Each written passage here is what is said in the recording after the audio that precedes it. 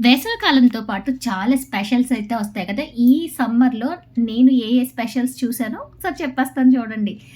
Summer అనగానే first గుర్తొచ్చేది మల్లెపూలు. సోమదేవపల్లి వెళ్ళినప్పుడు అక్కడ మొత్తం ఇల్లు దగ్గర అన్ని పూల మొక్కలే. ఫస్ట్ ఈ మల్లెపూల చెట్టయితే చాలా బావుంది. గుబ్బురుగా అసల పందిరిలా కాకుండా భలే పూసింది. తర్వాత వైజాగ్ స్పెషల్ మారేడు. ఈ మారేడు జ్యూస్ అయితే చాలా బాగా చలవ చేస్తుందంట. నెక్స్ట్ వచ్చి వేసవి కాలంలో మధ్యాహ్నం 3, 4కి వెళ్ళినా కూడా చల్లగా ఉండే తొట్లకొండ హిల్ స్టేషను చాలా అంటే చాలా బావుంది ఈ ఏరియా అంతా కూడా. పార్క్ అంతా సూపర్. పైనుంచి వ్యూ పాయింట్ అయితే చాలా బావుంది. చల్లని సాయంత్రం అలా సాగర్ తీరంలో ఎళ్తే చాలా బావుంటుంది కదా! అలాగా విశాఖ సాగర్ తీరంలో ఒక సాయంత్రం అయితే గడిపేసామనమాట. సమ్మర్‌లో ఇది చాలా అంటే చాలా బావుంది. తర్వాత సమ్మర్ అనగానే ఫస్ట్ గుర్తొచ్చేది మామిడికాయలు.